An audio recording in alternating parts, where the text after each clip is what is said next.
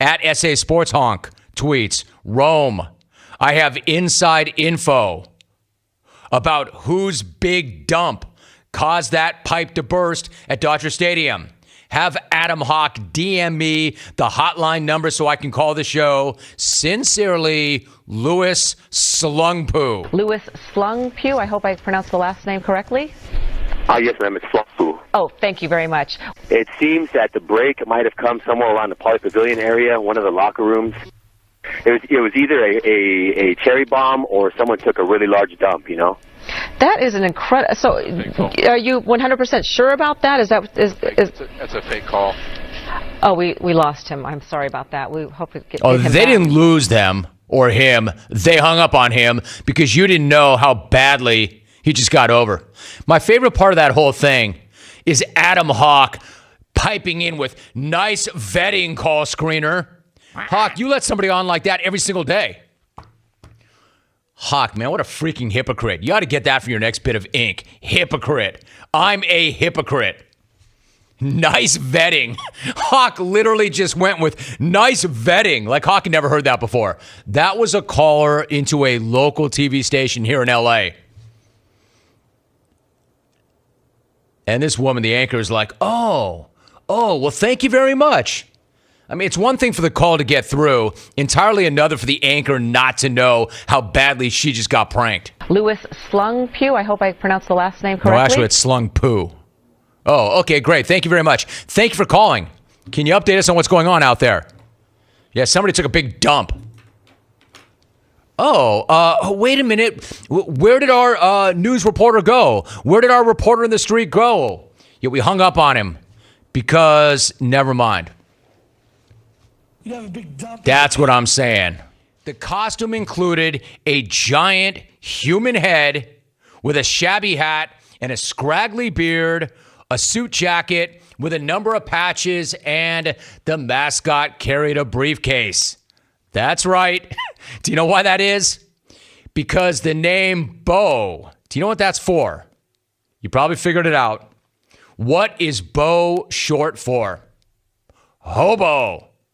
Fan-freaking-tastic, clones. I love it. The school's mascot was a hobo. But wait, there's more. Because according to the library website, in 1982, quote, the athletics press packet for the season portrayed a bum rambling across the LU logo. That's right, a bum.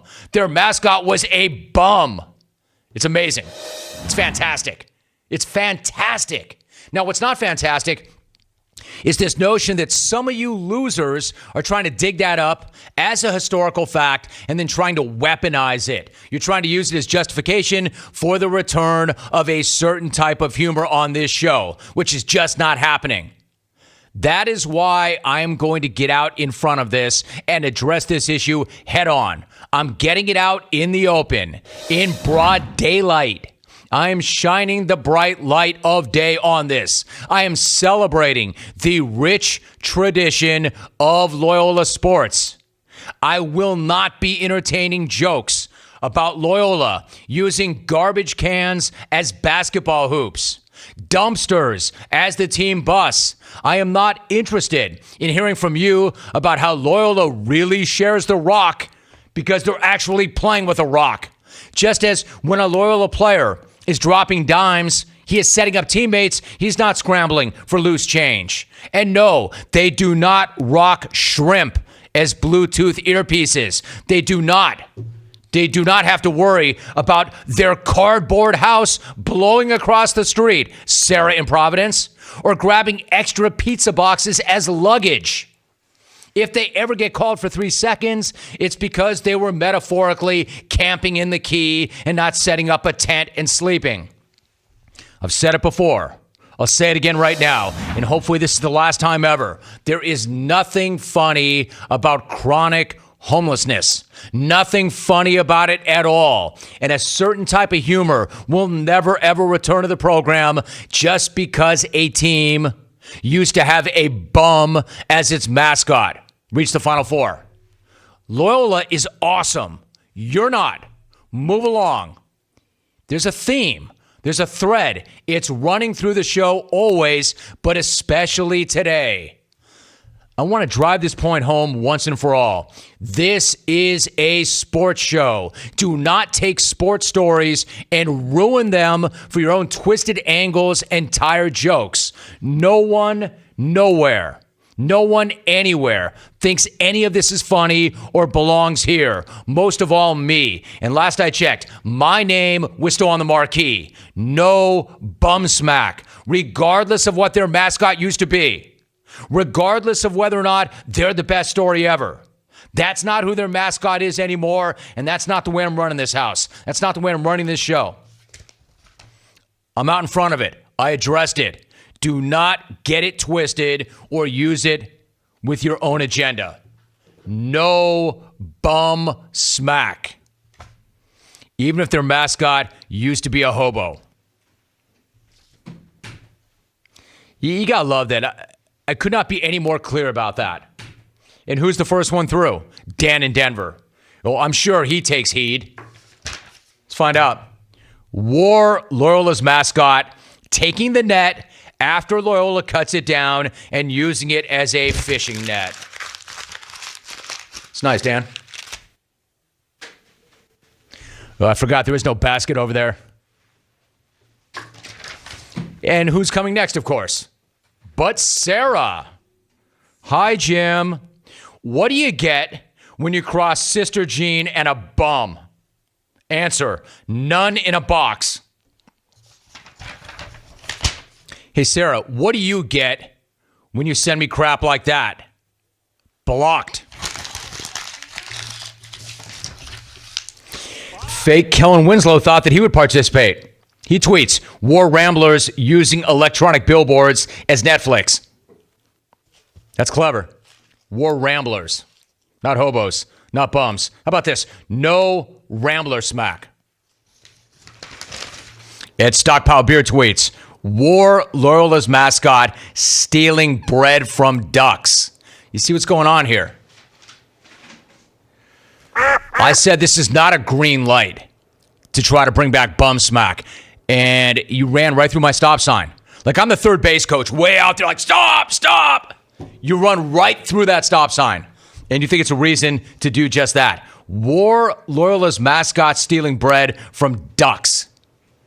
What is that? That's the very definition of bum smack.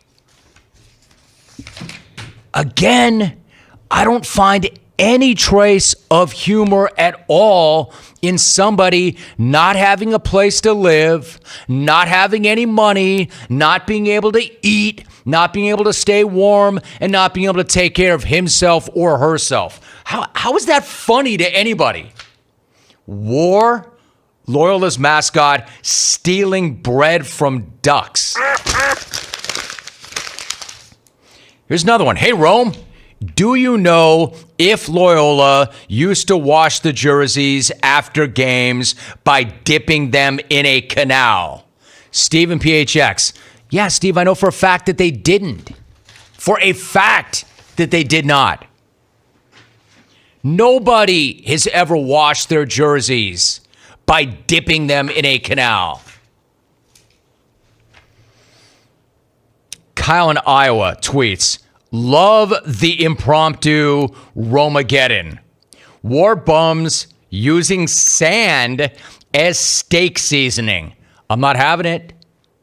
I'm not having it. Not on my watch. Not on my show. Not on our network. Not in space. Not on TV. Not on terrestrial radio. Not on DVR at night. I'm not having it. There is no impromptu Romeageddon, just as there is no organic Romeageddon. It's not something that's just happening, because I'm not having it. War bums using sand as steak seasoning. Why are you talking about a rat, Rome? It was Corey Pavin. Rome, what does a rat have to do with this story? That was Randy Johnson. Rome, that wasn't a large rat. That was a large Gary Gaetti. Per usual. I know your tweets before you thumb them out. I know what you're going to write before you write it. Again, I am right. You are wrong. A rat chomping on a man at Disney World has nothing to do with sports. So please please stop flooding my mentions with stories about rats. And can we please get back to talking about sports? It's 2018. The rat family is not coming back. This is not a sports story. We all make mistakes. I made a mistake. I've owned this mistake. I should have never created a family of people in sports that look like rats. All own mine, you own yours. You need to do it now. Turn the freaking page and let's talk sports. I mean, God, at least the XR4TI's got my back on this. Isn't that right, crew? Let me check on the other side of the glass. Oh, and look at that. Are you watching on CBS Sports Network? There's an idiot with a rat head. An idiot with a rat head. An idiot with a rat head and a cat tattoo. Hey, Hawk, are you one of us or are you one of them? That rat head that you're rocking and looking at me through the glass would suggest that you're more them than you are us. Hey, Hawk, if you want to go hang out with the clones, you go right ahead all day long. Don't let me stop you, and don't let that door hit you in the ass on the way out. Alvin could very easily slide one seat over and do your job and his. Hey, Hawk, take that ridiculous mask off. In fact, don't, Hawk.